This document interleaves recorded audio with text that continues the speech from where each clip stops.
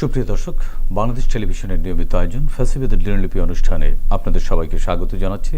আপনাদের সঙ্গে আছি আমি সাঈদ খান। আলোচনার জন্য আমার সঙ্গে আছেন দুজন অতিথি।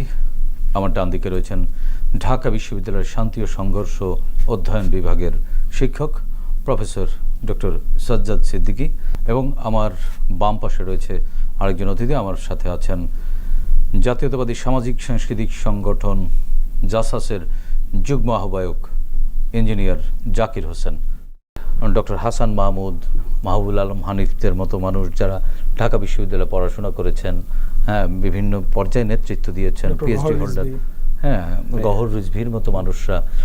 এরপরে যদি আবার ঘুরিয়ে ফিরিয়ে বলতে হয় যে সজীব আজাদ জয়ও নাকি বিশ্বমানের শিক্ষায় শিক্ষিত, কিন্তু সকল অপকর্মের নাম যখন আসে, অপকর্মকারী বা দুষ্কৃতিকারীদের নাম, তখন এই লোটাস কামালদের নাম আসে, এই ডক্টর হাসান মাহমুদদের নাম আসে, এই যে আপনি বললেন চিকিৎসক ডাক্তার দীপুমণির নাম আসে, এরকম নামগুলো চলে আসে। আসলে কি একাডেমিক শিক্ষাই এটা কি আসলে একাডেমিক শিক্ষা, যোগ্যতা?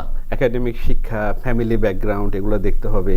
তারপর আরও দেখতে হবে আমাদের শহীদ রাষ্ট্রপতি জিয়াউর রহমান যেটা দেখতেন, ওনার ক্যাবিনেটের দিকে যদি আমরা তাকাই, উনি কিন্তু খুঁজে খুঁজে এই ভালো শিক্ষিত, ফ্যামিলি ব্যাকগ্রাউন্ড ভালো, প্লাস আরেকটা জিনিস শহীদ রাষ্ট্রপতি জিয়াউর রহমান দেখতেন, সেটা হচ্ছে খুব ইম্পর্টেন্ট, যে ওই লোকটা তার বিগত দিনে কিভাবে জীবনযাপন করেছে, সেটা কিন্তু তার মানে নৈতিকতার বিষয়টি সবচেয়ে প্রাধান্য পেত। নীতি নৈতিকতা নিয়ে অতীতে চলাচল করছে কিনা গোয়েন্দা সংস্থার রিপোর্ট দেখে শহীদ রাষ্ট্রপতি জিয়াউর রহমান তার মন্ত্রিসভা গঠন করেছিলেন। আমরা যদি মন্ত্রিসভা গঠনের ক্ষেত্রে শহীদ রাষ্ট্রপতি জিয়াউর রহমানের আদর্শ অনুকরণ করি, তাহলে আমার ধারণা আমাদের আগামী দিনের সরকার কখনো ভুল করবে না।